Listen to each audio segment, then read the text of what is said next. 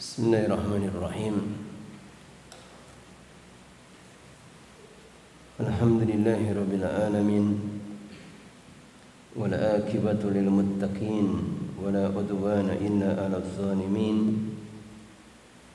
Asyhadu an la ilaha illallah wahdahu la syarika lah.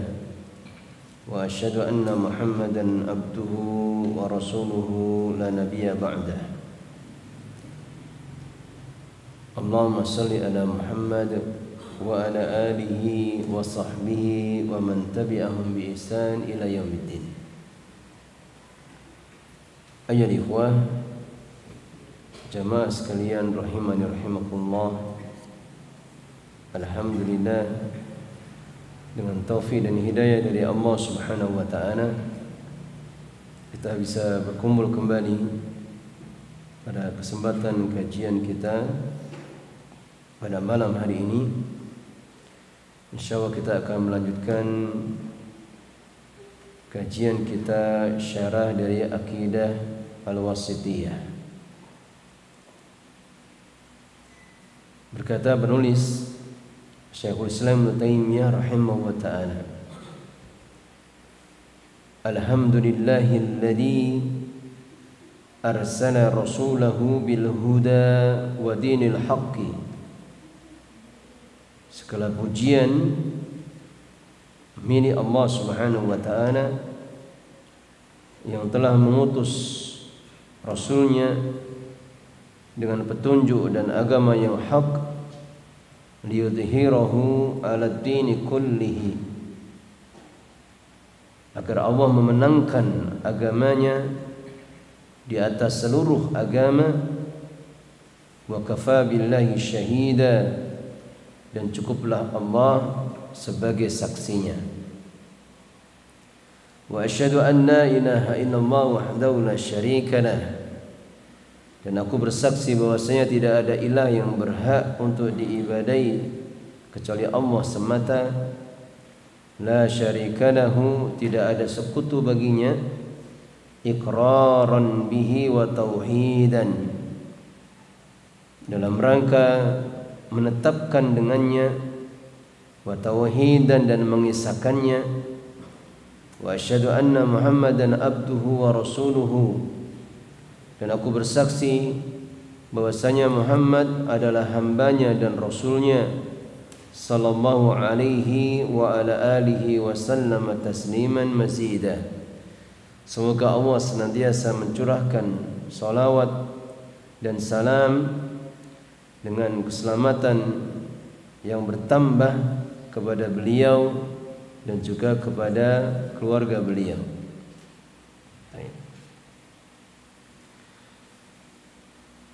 Maka setelahnya Syekh Fauzan hafizahullah ta'ala menjelaskan, iftataha hadhihi ar-risalatal jalilata,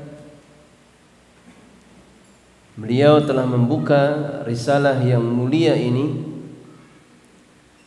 bihadhil khutbati al-mustamilati ala hamdillahi, dengan khutbah yang terkandung, dengan khutbah yang mencakup ini, alhamdulillahi, atas pujian kepada Allah Subhanahu wa ta'ala, wa syahadataini, dan dua syahadat, dua persaksian, wassalati wassalamu ala rasulihi, dan juga terkandung padanya salawat dan salam kepada rasulnya sallallahu alaihi wasallam, ta'asiyan, dalam rangka mencontoh atau mengikuti, bir rasuli, terhadap Rasul sallallahu alaihi wasallam, fi ahadisihi wa khutabihi, di dalam hadis-hadis beliau atau di dalam ucapan-ucapan beliau, wa khutabihi, dan di dalam khutbah beliau. Khutabun itu jamak dari khutbah. Kemudian wa amalan biqaulihi, dan mengawali kitab beliau dengan khutbah ini adalah juga dalam rangka mengamalkan biqaulihi terhadap hadis Nabi sallallahu alaihi wasallam, kullu mri'in dibalin, setiap perkara yang penting, dibalin maknanya penting, perkara yang diperhatikan, la yubda'u fihi bihamdillahi, yang tidak diawali padanya pada perkara itu bihamdillahi dengan pujian kepada Allah Subhanahu wa taala, fa huwa aqta'u, maka dia aqta'. Aqta' itu maknanya maqtu'ul barakah, itu terputusnya atau berkurangnya keberkahan. Rawahu Abu Dawud wa ghairuhu, diriwayatkan oleh Al-Imam Abu Dawud dan selainnya. Hanya saja hadis ini didhaifkan oleh para ulama. Jadi hadis yang mengatakan kullu amrin dibalin la yubda'u fihi bihamdillahi fa huwa aqta. Setiap perkara yang penting yang tidak diawali dengan pujian kepada Allah, maka dia aqta, maqtu'ul barakah, akan terputus keberkahannya. Hanya saja hadis ini hadis yang dilemahkan oleh para ulama. Wa yurwa, dan diriwayatkan juga bi bismillahirrahmanirrahim, dengan hadis yang diawali setiap perkara yang penting yang tidak diawali dengan bismillahirrahmanirrahim, maka dia akan terputus keberkahannya. Maka hadis yang menyebutkan ada lafaz bismillahirrahmanirrahim di dalam mengawali satu perkara yang penting, maka hadisnya lebih lemah lagi.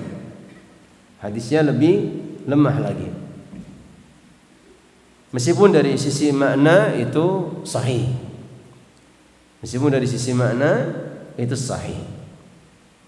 Karena Allah Subhanahu wa taala sebagaimana disebutkan di dalam beberapa ayat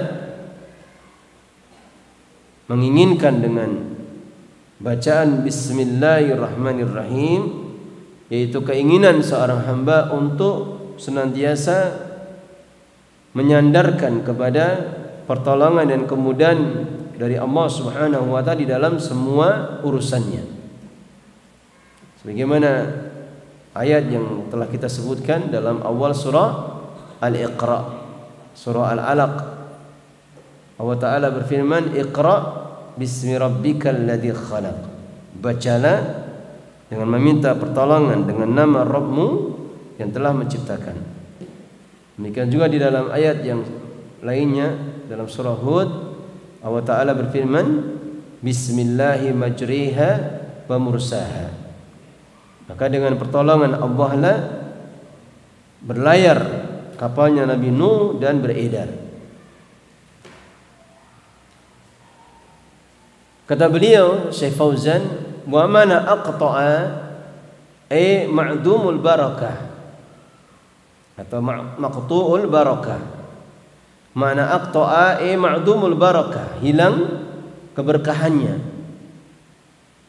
Setiap perkara yang tidak diawali dengan bismillahirrahmanirrahim atau diawali dengan hamdalah, maka akan hilang keberkahannya.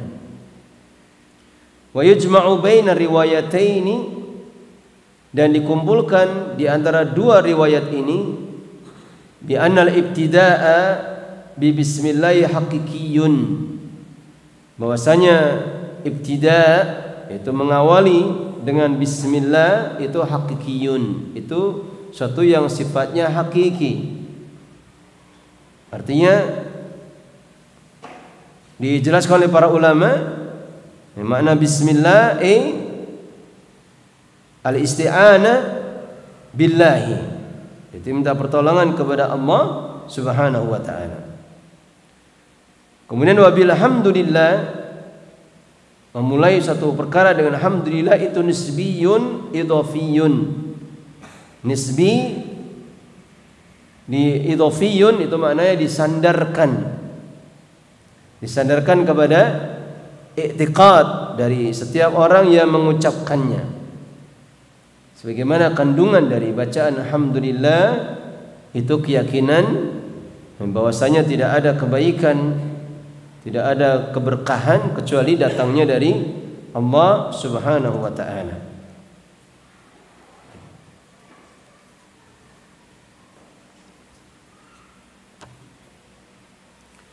Maka setelahnya Syekh Fauzan mengatakan qauluhu alhamdulillah.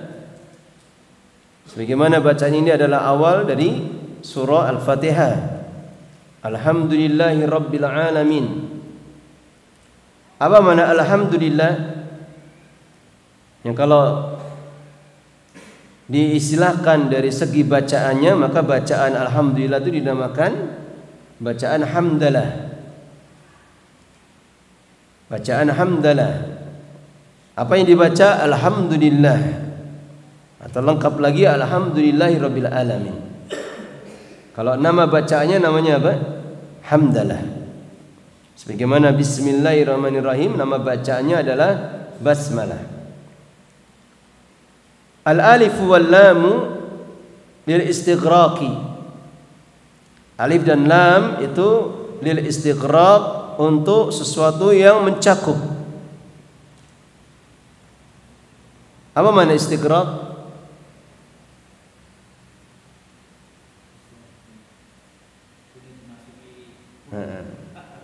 Ma yasluhu ayadkhula alaihi lafdu kullu. Itu apa yang boleh masuk padanya, apa yang bisa masuk padanya lafaz kullu. Itu namanya apa? Istighraq.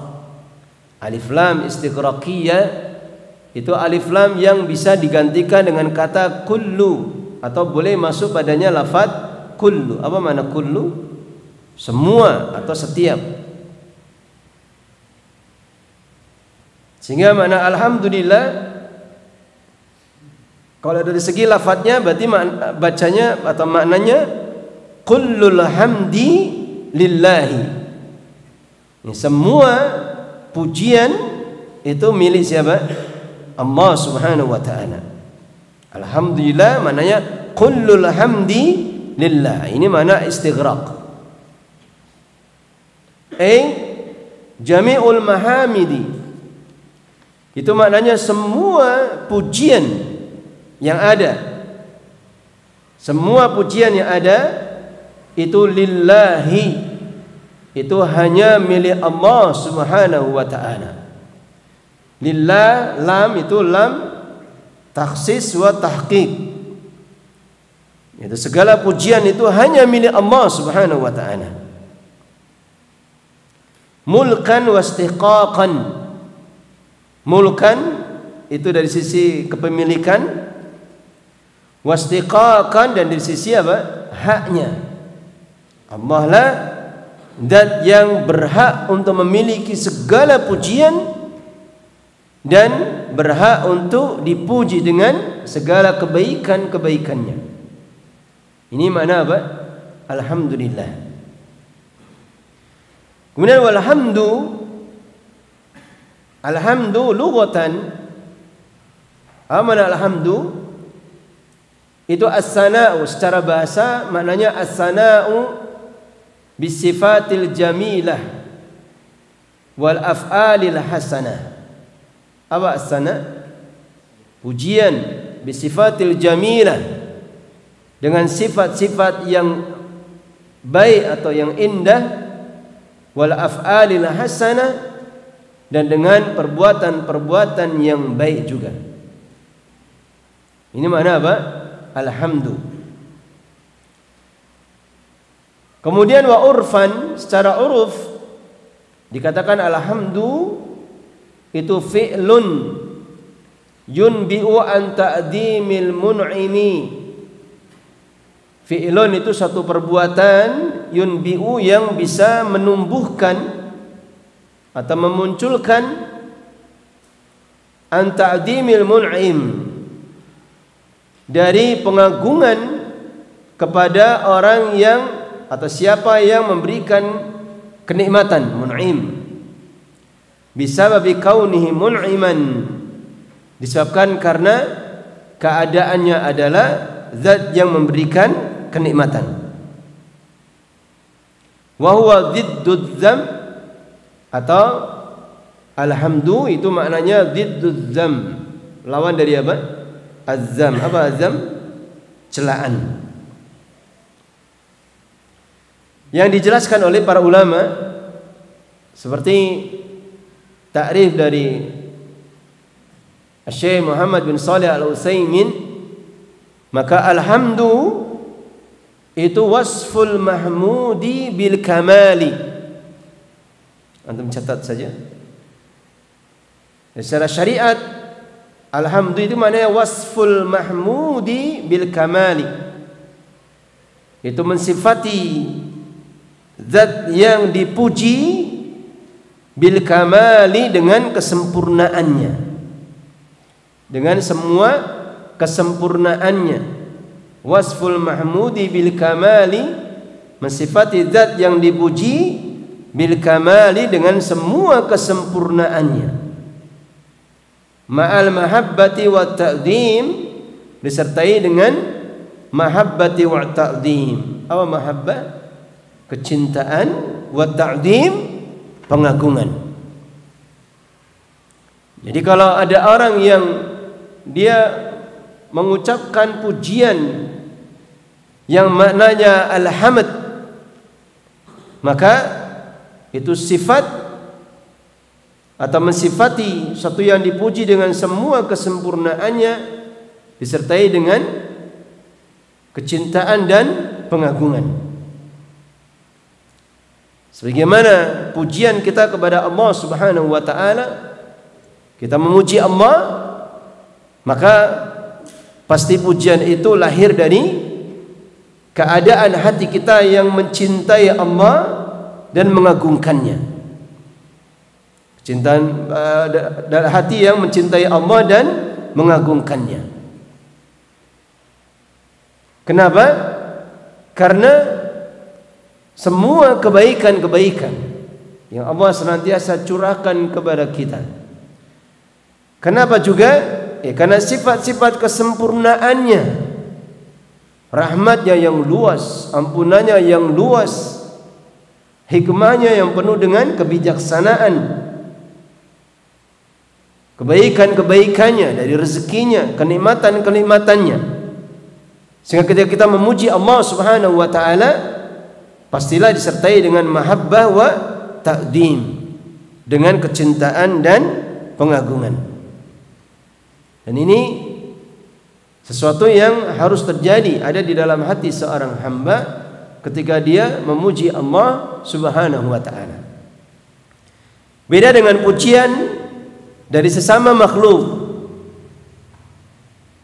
Oleh karena itulah ada istilahnya alhamdu, ada istilahnya al-madhu atau madah. Al-madhu maknanya apa? Pujian juga. Hanya bedanya apa? Tidak disertai dengan mahabbah wa ta'zim. Contoh misalkan, kalau di zaman dulu di kalangan para pembesar-pembesar orang-orang Arab atau raja-raja mereka, biasanya senang ketika ada orang-orang yang memujinya. Biasanya dalam bentuk syair-syair yang diucapkan oleh para penyair untuk memuji rajanya. Tapi pujian ini tidak selalu disertai dengan kecintaan dan pengagungan. Karena biasanya para penyair itu memuji rajanya karena mengharapkan mendapatkan apa? Imbalan. Dulu raja biasa memasukkan uang-uang koin itu di buntalan kain, diikat, kemudian dilemparkan kepada siapa yang dia ingin untuk diberi, termasuk para penyair-penyair itu. Sama halnya keadaan orang-orang di sekitar kita. Kadang memuji kita belum tentu itu karena cintanya, dan karena apa? Karena pengagungannya, pemuliaannya. Bisa jadi memuji karena hartanya, memuji karena pangkatnya, Dia ingin mendapatkan manfaat-manfaat dari harta dan kedudukannya. Ini bedanya. Sehingga boleh tidak, seandainya ada seseorang itu dipuji atau makhluk itu dipuji, itu boleh atau tidak? Jawabannya apa? Boleh makhluk dipuji. Seseorang dipuji boleh? Jawabannya apa? Boleh. Jawabannya boleh dipuji. Hanya saja ada penjelasan dari para ulama berdasarkan apa yang disebutkan di dalam hadis bahwasanya Nabi sallallahu alaihi wasallam pernah bersabda, "Idza ra'aitum al-maddahina fakhshu ala wujuhihim at-turab." Apa artinya? Jika kalian melihat orang-orang yang senang memuji, kata Nabi, maka lemparkanlah pada wajah mereka apa? Tanah atau debu.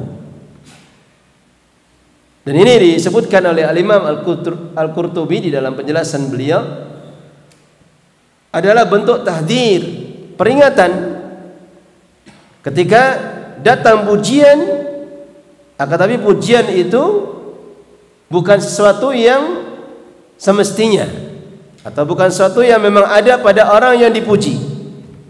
Maka pujian seperti ini pujian yang tercela. Tidak boleh kita memuji seseorang yang tidak ada padanya. Ini bukan mendatangkan kebaikan, malah apa? Menjerumuskan. Dia jadi magrur, tertipu. Nah, ternyata saya banyak kebaikannya, saya banyak keutamaannya, padahal tidak. Nah, ini bahaya. Apalagi ketika orang-orang tertentu dia punya sifat senang dipuji. Nah, sehingga mungkin orang yang memuji itu karena pengen mendapatkan bantuannya, pengen mendapatkan kebaikannya, maka dia memuji padahal sesuatu yang tidak ada padanya. Atau tidak boleh memuji ketika dikhawatirkan orang yang dipuji meskipun kebaikan itu ada padanya menjadikan dia apa? Merasa ujub. Oleh karena itulah para ulama paling tidak senang kalau dipuji. Lihat bagaimana para ulama kita biasanya kalau ada acara-acara resmi disebutkan tentang kedudukan atau tentang kebaikan-kebaikan orang yang hendak berbicara di dalam suatu majelis, maka para ulama biasanya tidak suka. Seperti pernah Syekh Utsaimin, ketika ini pujian tidak selesai-selesai, beliau mengatakan naktafi, cukup gitu. Jangan disebutkan itu pujiannya terus itu. Taib. Ini makna dari alhamdu. Kemudian setelahnya kata beliau, lillahi, alhamdu lillahi. Lillahi dari harfu jar lam, kemudian lafzul jalalah Allahi. Biasa kalau lafzul jalalah disambung atau bertemu dengan harfu jar lam, itu alifnya dibuang sehingga dibaca lillahi. Taqaddama al-kalamu ala lafzil jalalah. Sudah berlalu penjelasan tentang lafzul jalalah. Itu Allah. Itu yang rajih adalah isim yang mushtaq, bukan jamid. Dan dia mushtaq berasal dari fi'il madhi apa? Alaha ya lahu atau aliha ya lahu ilahan. Ma'luhan, ma'luh. Berasal dari kata semakna dengan abada ya'budu. Kemudian apa? Abdan. Sehingga ilahun maknanya ma'luhun sama dengan maknanya ma'budun, yaitu zat yang berhak untuk diibadahi satu-satunya. Maka ini makna dari alhamdulillah. Sehingga kalau kita artikan secara keseluruhan, maknanya apa? Alhamdulillah, segala pujian itu hanya milik Allah Subhanahu wa ta'ala. Karena meskipun hamba itu memiliki sekian banyak kebaikan, memiliki banyak keutamaan-keutamaan, ya tetap saja Allah yang paling berhak untuk dipuji. Karena tidak ada satu kebaikan pun atau satu keutamaan pun yang ada pada diri seorang hamba, pasti itu pemberian siapa? Allah Subhanahu wa ta'ala. Pasti itu adalah karunia darinya. Pasti itu adalah nikmat yang Allah sampaikan kepadanya. Seperti ilmunya, seseorang tidak akan bisa mendapatkan ilmu kalau tidak ada kecerdasan. Kecerdasan tidak akan mungkin ada kalau Allah tidak berikan akal kepadanya. Sebagaimana keadaan sebagian hamba ada tidak diberi akal, tidak diberi akal sehingga tidak mampu berfikir. Maka apapun kebaikan yang ada pada diri seseorang yang kemudian menjadikan dia itu pantas untuk dipuji, maka itu semua kebaikan datangnya dari Allah Subhanahu wa ta'ala. Sebagaimana juga kebaikan-kebaikan yang Allah telah berikan kepada kita itu banyak sekali. Itu banyak sekali. Tidak terhitung jumlahnya kenikmatan yang Allah berikan kepada kita. Sebagaimana Allah Ta'ala berfirman, "Wa in ta'uddu ni'matallahi la tusuha." Dan jika kalian menghitung nikmat Allah, nikmat Allah itu bukan satu kenikmatan Allah, tidak, tapi nikmah itu mufrad, dia mudhaf kepada Allah, yufidu apa? Al-umum. Mufrad mudhaf itu yufidul umum, sehingga mengartikan pada ayat ini, dan jika kalian menghitung semua kenikmatan-kenikmatan Allah, la tusuha, niscaya kalian tidak akan mampu untuk menghitungnya. Innallaha la ghafurur rahim. Sesungguhnya Allah itu zat yang Maha Pengampun dan Maha Penyayang. Soal, kenapa Allah mengkaitkan ketidakmampuan kita untuk menghitung semua nikmat-nikmat Allah yang telah Allah berikan kepada kita, kemudian ditutup dengan ayat, dikaitkan dengan ayat Allah itu zat yang Maha Pengampun dan Maha Penyayang. Apa jawabannya? Jawabannya apa? Biar tidak ngantuk kalau ditanya. Sudah pernah kan? Apa jawabannya? Ya, karena seandainya kita tidak mampu untuk menghitung semua kenikmatan-kenikmatan Allah, tentunya tidak akan mampu pula untuk apa? Tidak akan mampu pula untuk apa? Mensyukurinya. Menghitung saja tidak bisa, apalagi mensyukuri semuanya.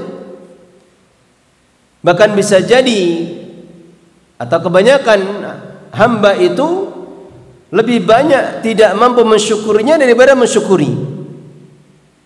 Jadi kenikmatannya Allah berikan kepada kita itu lebih banyak kita tidak mampu mensyukurinya dibandingkan apa yang bisa kita syukuri. Karena yang tidak terhitung atau yang tidak tersadari itu jumlahnya jauh lebih banyak daripada yang kita sadari.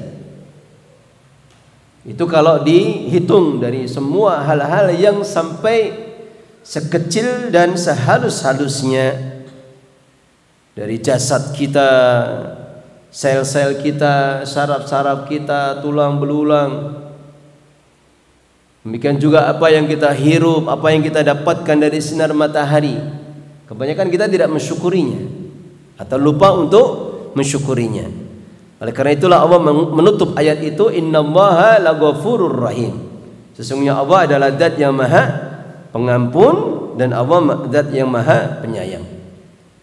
Sehingga penting bagi kita untuk berusaha membanyakkan rasa syukur dan mengucapkan pujian kepada Allah, bacaan alhamdulillah pada setiap kenikmatan yang Allah berikan kepada kita.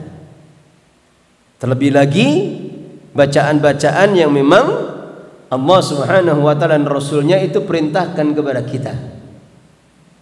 Dan Rasulullah sudah banyak memberikan contoh, mengajarkan kepada kita bacaan-bacaan doa atau zikir-zikir yang ada padanya pujian kepada Allah Subhanahu wa ta'ala. Di antaranya apa? Yang pertama, selesai makan. Minimal baca apa? Alhamdulillah. Padahal seandainya kita mau membaca secara sempurna, apa doanya? Alhamdulillahilladzi at'amani hada wa razaqanihi min ghairi haulin minni wala quwwah. Kata Nabi SAW, barang siapa yang dia makan atau minum kemudian membaca doa ini, segala pujian hanya milik Allah yang telah memberikan makan kepada aku ini dan telah memberikan minum kepadaku tanpa ada daya dan kekuatan dariku. Kata Nabi apa? Ghufirallahu ma taqaddama min dambi. Akan diampuni dosa-dosanya yang sudah berlalu. Hanya saja harus disertai dengan apa? Dengan tadabbur, dengan keyakinan betul. Satu, ini kenikmatan Allah yang memudahkan kita. Kalau kita diuji sebagaimana Allah menguji hambanya yang lain dengan penyakit, lumpuh, tidak bisa menggerakkan tangan, bisa kita minum? Tidak bisa. Atau airnya, seandainya Allah tidak mudahkan, betapa sulitnya kita mencari satu gelas air yang menyegarkan tenggorokan kita. Allah yang memudahkan. Disertai dengan keyakinan tidak ada daya, tidak ada kekuatan bagi kita kecuali dengan pertolongan Allah Subhanahu wa taala untuk mendapatkan satu kenikmatan yang sederhana ini.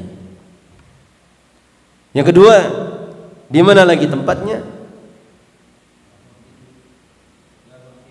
Doa bangun tidur. Yaitu doa apa? Alhamdulillahilladzi ahyana ba'dama amatana wa ilaihin nusyur. Segala pujian bagi Allah yang telah menghidupkan kami atau mengembalikan ruh kepada kami setelah mematikan kami, wa ilaihin nusyur, dan hanya kepadanya lah kita akan kembali. Karena sebagaimana disebutkan di dalam ayatnya dalam surah Az-Zumar, Allah itu betul-betul mengangkat ruh orang yang tertidur. Kapan Allah mengendakinya masih hidup, maka Allah akan kembalikan ruh itu. Kemudian kalau Allah mengendakinya mati, maka Allah akan menahannya. Saya lupa ayatnya. Ada di dalam surah Az-Zumar. Allahu yatawaffal anfusa hina mautiha. Allah lah yang mewafatkan jiwa-jiwa itu ketika Allah mewafatkannya, mematikannya. Dan Allah yang menahannya, Allah yang akan mengembalikannya sesuai dengan apa yang Allah kehendaki, dan Allah yang akan menahannya kalau Allah menghendaki hamba itu meninggal. Oleh karena itulah Rasulullah SAW mengajarkan kepada kita doa ini ketika tidur, Bismika Allahumma ahya wa amutu. Betul-betul apa? Disandarkan itu diri kita kepada Allah, yang kita tidak ada seorang pun yang tahu besok pagi itu masih diberikan kehidupan atau tidak. Kita tidak ada yang tahu. Sehingga kalau kita ketika bangun tidur itu masih diberikan kehidupan, maka Nabi mengajarkan kepada kita untuk membaca doa lagi. Alhamdulillahilladzi ahyana ba'dama amatana wa ilaihin nusyur. Betapa Rasulullah SAW mengajarkan kepada kita penyandaran yang kuat kepada Allah Subhanahu wa taala. Dan ini akan semakin nampak pada bacaan zikir-zikir yang lain. Karena zikir sebelum tidur itu kan banyak. Hanya saja kebanyakan kita cuma baca itu tadi. Bismika Allahumma ahya wa amutu, kemudian apa lagi? Ayat kursi. Atau bacaan Al-Ikhlas, Al-Falaq, An-Nas. Padahal Rasulullah mengajarkan doa banyak itu. Di antaranya Allahumma inni wada'tu dhahri. Ya Allah, sesungguhnya aku telah meletakkan punggungku. Terus demikian dari doa yang diajarkan oleh Nabi sallallahu alaihi wasallam.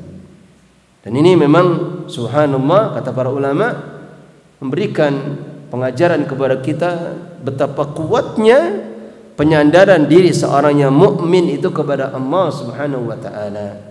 Bahwasanya kehidupan kematiannya itu Allah lah yang mengaturnya. Sehingga semakin kuat pula keyakinan kita kepada pengaturan Allah Subhanahu wa taala. Kemudian yang ketiga, tempatnya di mana? Doa ketika memakai pakaian. Lafaznya hampir sama ketika selesai makan atau minum. Alhamdulillahilladzi kasani hada. Kemudian apa? Min ghairi haulin minni wala quwwah. Segala puja milik Allah yang telah memberikan kepadaku pakaian ini atau memakaikan pakaian kepadaku ini tanpa ada daya dan upaya, daya dan kekuatan kecuali dari Allah Subhanahu wa taala. Kemudian yang keempat, ketika bersin. Kapan kita bersin? Baca apa? Alhamdulillah. Kemudian temannya mendoakan yarhamukallah. Kemudian kita doakan lagi teman yang mendoakan kita, karena dia mendoakan yarhamukallah, semoga Allah merahmatimu, maka kita doakan yahdikumullah wa yusni balakum. Semoga Allah memberikan petunjuk kepada kalian dan memperbaiki keadaan kalian. Nah, kalau seperti ini alhamdulillah hal yang biasa kita lakukan. Kemudian di tempat mana lagi? Tempat mana lagi?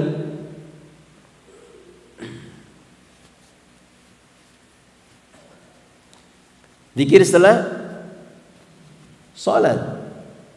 Baca berapa kali? 33 kali. Kata Nabi SAW, barang siapa yang membaca zikir setelah salat, Subhanallah 33 kali, Alhamdulillah 33 kali, Allahu Akbar 33 kali, kemudian ditutup dengan La ilaha illallah wahdahu la syarikalah, lahul mulku wa lahul hamdu wa huwa ala kulli syai'in qadir. Kata Nabi SAW, akan dihapuskan khatayahu walau misla zabadil bahr, meskipun dosanya sebanyak buih di lautan. Ini zikir bacaan yang ringan, tapi pahalanya sedemikian besarnya. Hanya saja yang harus kita ingat, kita perhatikan keutamaan dari setiap amalan, termasuk keutamaan dari zikir-zikir kita, itu hanya akan bisa kita dapatkan kecuali dengan apa? Hanya bisa kita dapatkan dengan apa? Dengan tadabbur. Dengan apa? Keyakinan, dengan siqah kita kepada Allah Subhanahu wa taala. Bukan hanya sekedar bacaan zikir dari lisan kita saja. Subhanallah, subhanallah, subhanallah, tapi tidak paham maknanya. Hatinya tidak hadir untuk mensucikan nama Allah dan sifat-sifatnya dari segala kekurangan itu. Mensucikan nama Allah dari persangkaan buruk kita. Mensucikan sifat Allah dari sifat-sifat yang tercela. Demikian juga setelahnya, alhamdulillah. Maka 33 kali itu kita hadirkan hati. Alhamdulillah. Kita ingat kenikmatan-kenikmatan Allah dari ilmu kita, amal kita, hidayah, rezeki, kesehatan, kemudahan. Terus demikian itu, kita ingat terus itu. Jangan baca alhamdulillah, alhamdulillah, alhamdulillah. Kadang yang dibaca tidak sempurna hurufnya itu. Alhamdulillah, alhamdulillah, alhamdulillah. Tidak ada maknanya. Ini jangan sampai terjadi. Demikian juga Allahu Akbar, kita besarkan nama Allah, kita agungkan Allah Subhanahu wa taala. Kemudian ditutup dengan zikir tadi. Dan ada hal yang hendaknya kita tanamkan pada diri kita, bahwasanya Allah Subhanahu wa taala itu akan memberi kebaikan, keberkahan kepada kita ketika kita memberikan haknya. Ketika kita memberikan apa? Haknya Allah Subhanahu wa taala. Ini kaidah. Semuanya itu kita usahakan itu, bermujahadah pada diri sendiri. Dan jangan biarkan itu keadaan kita terus-menerus tanpa ada kebaikan-kebaikan, tanpa ada usaha untuk memperbaikinya. Seperti ketika kita zikir, kita berikan hak Allah. Hak Allah untuk apa? Untuk diagungkan, untuk ditadaburi ucapannya. Sehingga semua bacaan zikir itu jangan sampai kita lalaikan.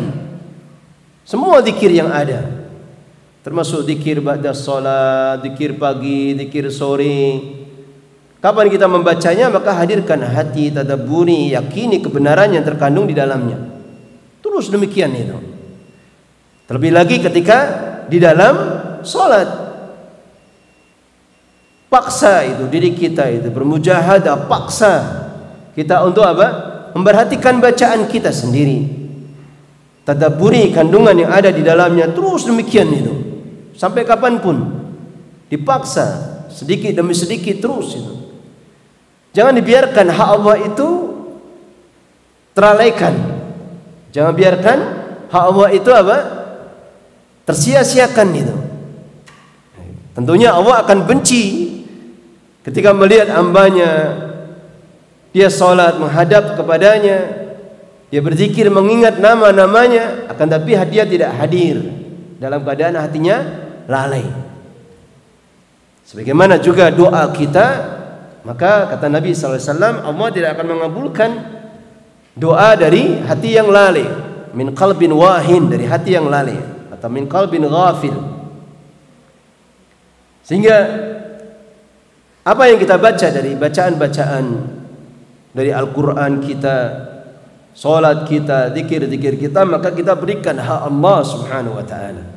Maka dengan itulah Allah akan memberikan kebaikan, keberkahan kepada kita. Terus demikian adanya. Ini karena kebanyakan orang itu punya sifat apa? Lalai. Punya sifat lalai. Demikian juga disebutkan di sini, di antara tempat-tempat kita membaca hamdalah ketika melihat suatu bencana. Ketika melihat suatu bencana. Di sini hadisnya diriwayatkan oleh sahabat Abu Hurairah radhiyallahu an. Nabi sallallahu alaihi wasallam telah bersabda, "Idza ra'a ahadukum mubtala," maka jika salah seorang dari kalian itu melihat suatu bencana, faqal alhamdulillahilladzi afani mimma ibtalaka bih.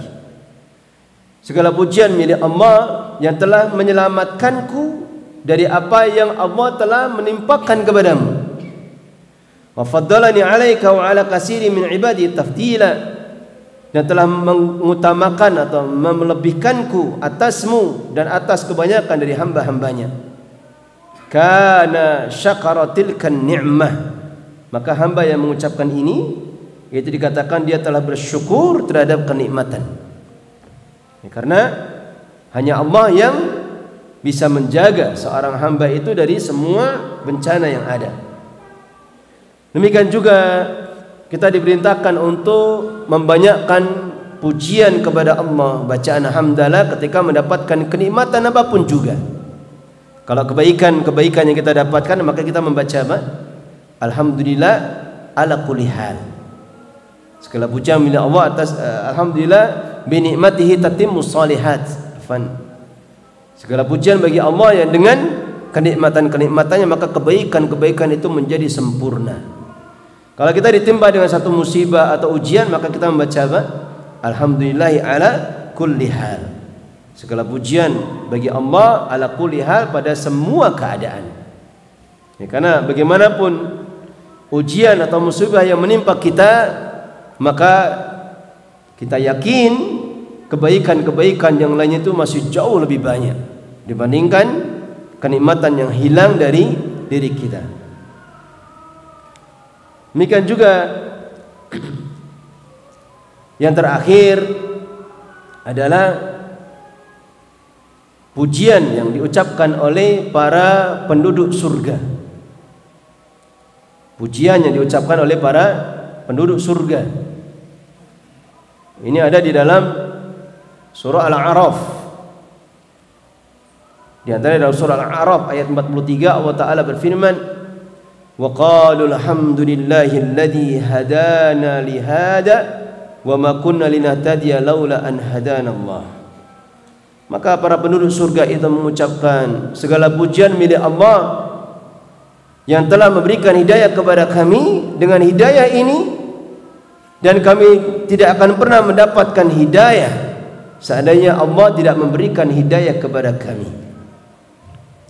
Atau ucapan penduduk surga disebutkan dalam surah Fatir. Allah Ta'ala berfirman, wa qalu alhamdulillahilladzi adhaba annal hazan. Segala pujian milik Allah yang telah menghilangkan dari kami segala kesedihan. Menghilangkan dari kami segala kesedihan. Maka ucapan para penduduk surga itu semua kalimatut thayyibah. Dalam surah Yunus Allah Ta'ala berfirman, wa akhiru da'wahum alhamdulillahi rabbil alamin.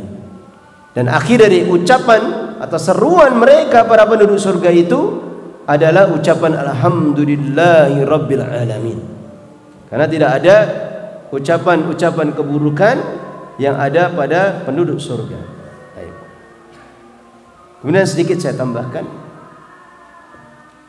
alladzi arsala rasulahu, segala pujian milik Allah yang telah mengutus rasulnya. Allah subhanahu yuhmadu ala ni'amihi. Allah Maha Suci senantiasa dipuji atas kenikmatan-kenikmatannya semuanya, allati la tuhsa, yang tidak akan mampu untuk bisa dihitung. Wa min ajli hadihin ni'ami, dan dipuji juga karena kenikmatan yang satu ini, kenikmatan ini juga. Itu kenikmatan apa? An arsala, itulah ketika Allah Subhanahu wa taala mengutus, ba'asa, mengutus rasulahu, rasulnya Muhammadan sallallahu alaihi wasallam. Karena diutusnya Nabi sallallahu alaihi wasallam kepada kita, itu hakikatnya adalah kenikmatan yang besar dari Allah Subhanahu wa taala. Diutusnya Rasul, diturunkannya Al-Qur'an, itu adalah kenikmatan yang besar untuk kita. Sehingga orang-orang yang mengambil manfaat dari diutusnya Rasul dan diturunkan Al-Qur'an, maka mereka adalah orang-orang yang mendapatkan kebaikan yang sangat besar. Mereka lah orang-orang yang mendapatkan kenikmatan yang paling besar. Sebagaimana Allah Subhanahu wa taala sebutkan di dalam ayatnya dalam surah Ali Imran, dalam surah Al-Jumu'ah juga. Laqad manna Allahu 'alal mu'minin id ba'asa fihim rasulan min anfusihim yatlu 'alaihim ayatihi wa yuzakkihim wa yu'allimuhumul kitaba wal hikmah wa in kanu min qablu lafi dhalalin mubin. Allah Ta'ala telah berfirman, sungguh Allah telah memberikan karunia kepada orang-orang yang beriman. Apa karunia itu? Id ba'asa fihim rasulan min anfusihim. Ketika Allah mengutus pada mereka itu seorang rasul dari kalangan mereka sendiri. Yatlu alaihim ayati, yang senantiasa membaca kepada mereka ayat-ayatnya. Wa yuzakkihim, dan mensucikan mereka, mensucikan dari kesyirikan, kekufuran dan penyakit-penyakit hati. Wa yu'allimuhumul kitaba wal hikmah, dan senantiasa mengajarkan kepada mereka Alkitab dan hikmah. Wa in kanu min qablu lafi dhalalim mubin, yang dahulunya mereka adalah orang-orang yang berada di dalam kesesatan yang nyata. Demikian juga Allah Ta'ala berfirman dalam surah Al-Isra, wa nunazzilu minal qur'ani ma huwa shifaa'u wa rahmatul lil mu'minin, dan kami turunkan dari Al-Quran itu apa yang bisa menjadi obat dan rahmat bagi orang-orang yang beriman.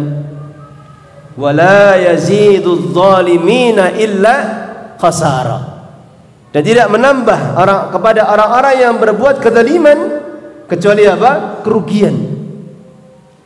Itu orang-orang yang tidak mau mengambil keberkahan yang besar dari Al-Quran. Semakin dia tinggalkan Al-Quran, maka semakin rugi dia. Sebagaimana keadaan orang-orang yang beriman, semakin mengambil keberkahan dari Al-Quran, maka semakin dia mendapatkan kebaikan yang besar. Baik. Kalau diadzani dulu boleh, tidak apa. Silakan. Ya. Sedikit tambahan.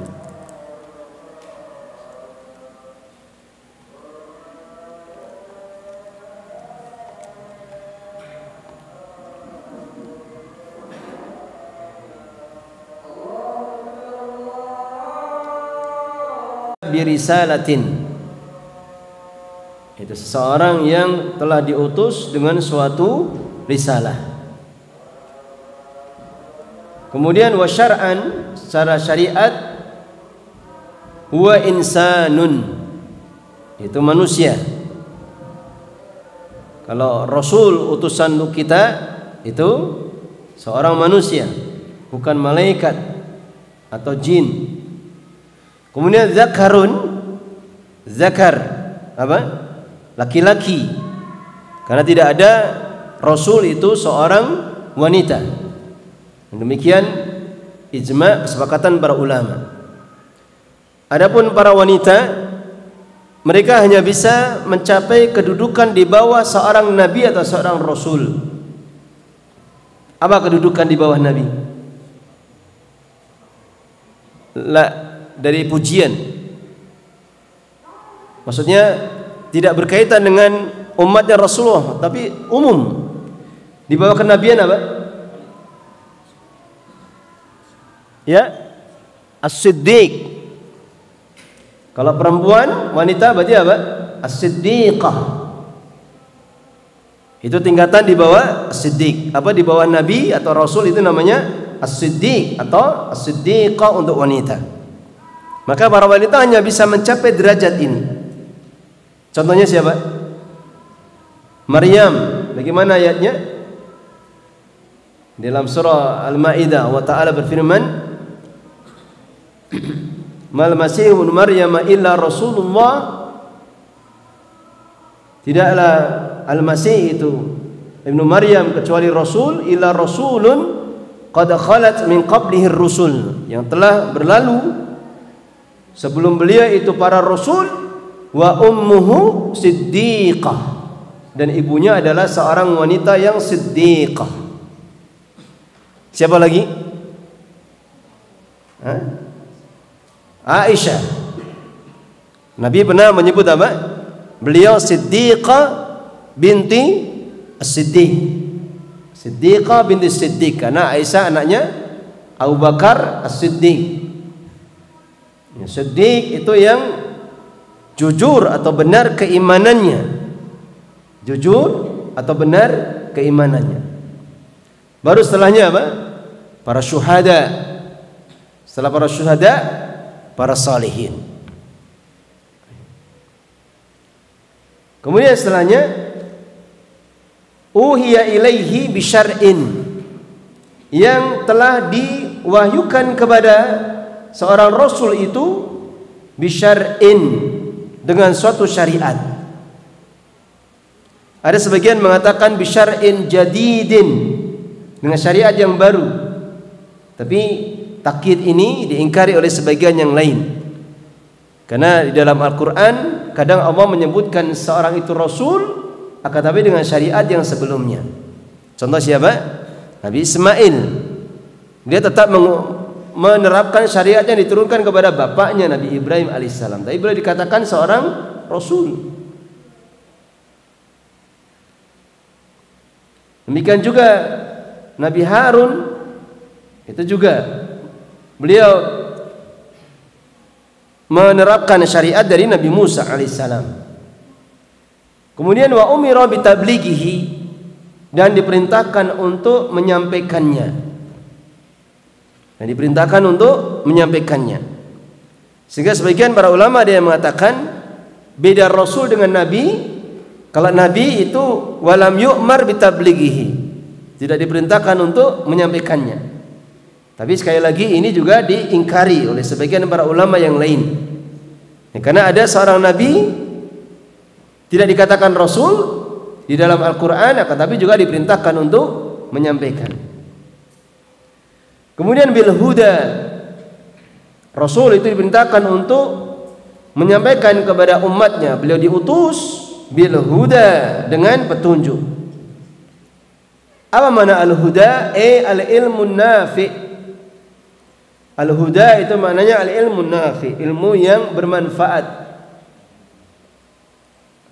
Wa huwa kullu ma jaa bihi an-nabiyyu, dan ilmu yang bermanfaat itu adalah semua apa yang Nabi datang dengannya. atau semua apa yang dibawa oleh Nabi sallallahu alaihi wasallam minal ikhbarat as-sadiqah, dari penghabaran-penghabaran yang benar, wal awamirin wan nawahi, dan juga perintah-perintah dan larangan-larangan, wasairi syara'i'in nafi'ati, dan semua syariat-syariat yang bermanfaat. Nabi SAW diutus dengan huda, dengan petunjuk. Yang petunjuk di sini adalah ilmu nafi'. Sehingga nanti akan kita baca di pembahasan setelahnya, bil huda wa dinil haq. Maka dinil haq maknanya apa? Maknanya adalah amal saleh. Dinul haq maknanya adalah amal saleh. Nanti akan datang penjelasannya insyaallah. Kemudian wal huda nau'ani, ini maksud dengan hidayah itu ada dua macam. Sebagaimana kita ketahui, an-naul awal yang pertama huda bimakna dalalah wal bayan. Huda secara makna ad-dalalah. Dalalah itu artinya menunjukkan, wal bayan dan menjelaskan. Maka hidayah ini Rasulullah memiliki tidak? Memiliki. Kita memiliki tidak? Memiliki juga. Kita bisa punya hidayah ini atau berkuasa untuk melakukannya dengan izin Allah, yaitu hidayah dalalah wal bayan, menjelaskan Al-Quran, menjelaskan akidah, menjelaskan fikih ibadah. Wa minhu qaulu ta'ala, dan di antaranya firman Allah Ta'ala, wa amma samudu fahadainahum. Maka kaum Samud itu kaumnya Nabi siapa? Samud kaumnya Nabi siapa? Nabi Saleh alaihissalam. Fahadainahum, maka telah kami berikan petunjuk kepada mereka. Kemudian fastahabbul ama alal huda, maka mereka lebih memilih al-ama, yaitu kebutaan, alal huda dibandingkan petunjuk. Mereka lebih memilih kegelapan dibandingkan cahaya. Padahal Allah sudah memberikan hidayah kepada mereka melalui siapa? Melalui nabinya Nabi Saleh alaihissalam. Yang Nabi Saleh memiliki hidayah ini. Kemudian wahada yaqumu bihi rasul, dan hidayah seperti ini maka Rasul SAW itu mampu melakukannya. Kama fi qauli ta'ala, sebagaimana disebutkan di dalam firman Allah Ta'ala, wa innaka latahdi ila siratim mustaqim.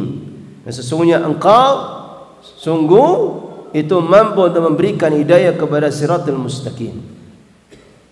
Rasul mampu memberikan, sebagaimana selain Rasul juga mampu memberikan. Kemudian kita ringkas, an-nausani, macam hidayah yang kedua, hudan bimakna taufiqi wal ilham. Hudan bermakna taufik wal ilham. Ilham maknanya mengilhamkan, memberikan taufik untuk apa? Mengimani atau mengamalkan. Wa hadha huwal manfiyu anir rasul. Dan hidayah seperti ini itu ternafikan dari Rasul sallallahu alaihi wasallam. Wala yaqdiru alaihi illa Allah taala. Dan tidak akan ada yang mampu untuk memberikan hidayah ini kecuali Allah Ta'ala. Kama fi qauli ta'ala, innaka latahdi man ahbabta. Sesungguhnya engkau tidak akan mampu untuk memberikan hidayah kepada siapa yang engkau cintai. Man di sana apa? Man di sana bentuknya apa? Isim mausul. Bentuknya isim mausul. Sehingga ada jumlah silah mausul setelah man, yaitu ahbabta. Mana dhamir yang aid, yang kembali kepada man? Dhamir yang kembali kepada man siapa? Mana? Ada yang tahu? Mahdhuf. Dibuang. Takdirnya apa? Ahbabtahu. Sesungguhnya engkau tidak akan memberikan hidayah kepada siapa yang engkau mencintainya. Kata para ulama, ditafsirkan ahbabta hidayatahu, yang engkau inginkan atau engkau cintai hidayah kepadanya. Walakinnallaha yahdi man yasha. Akan tapi Allah lah yang memberikan hidayah kepada siapa yang Allah kehendaki. Ini penjelasan dari macam-macam hidayah. Hidayah ada dua, yaitu hidayah irsyad atau hidayah bayan, hidayah dalalah. Kita semua bisa memilikinya. Kemudian yang kedua adalah hidayah taufik. Hidayah apa? Ilham, untuk memberikan taufik kepada seseorang untuk mau mengimani atau mau mengamalkan, maka tidak ada yang memberikan kecuali siapa? Kecuali Allah Subhanahu wa taala. Sehingga Nabi SAW beliau pun tidak mampu memberikan hidayah kepada siapa? Kepada paman beliau sendiri. Sehingga beliau merasakan kesedihan yang besar. Pamannya meninggal dalam keadaan di atas kekufuran atau kesyirikan. Beliau tidak mampu memberikan hidayah kepada pamannya. Sehingga sebagian juga di antara para nabi tidak bisa memberikan hidayah kepada istrinya. Nabi siapa? Nabi Nuh, Nabi Lot juga. Demikian juga Nabi Nuh tidak bisa memberikan hidayah kepada anaknya. Maka ini bukti bahwasanya hidayah taufik itu ada di tangan Allah Subhanahu wa taala. Apa yang bisa kita lakukan?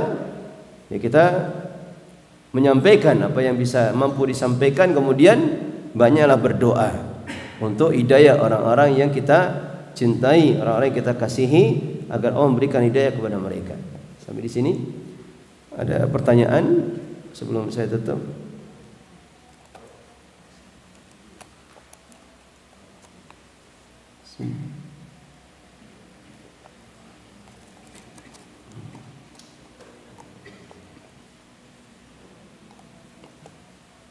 Kalau tidak ada kita cukupkan. Semoga bermanfaat. Akhiru da'wana walhamdulillahirabbil alamin. Subhanaka Allahumma bihamdika asyhadu an la ilaha illa anta astaghfiruka wa atubu ilaik.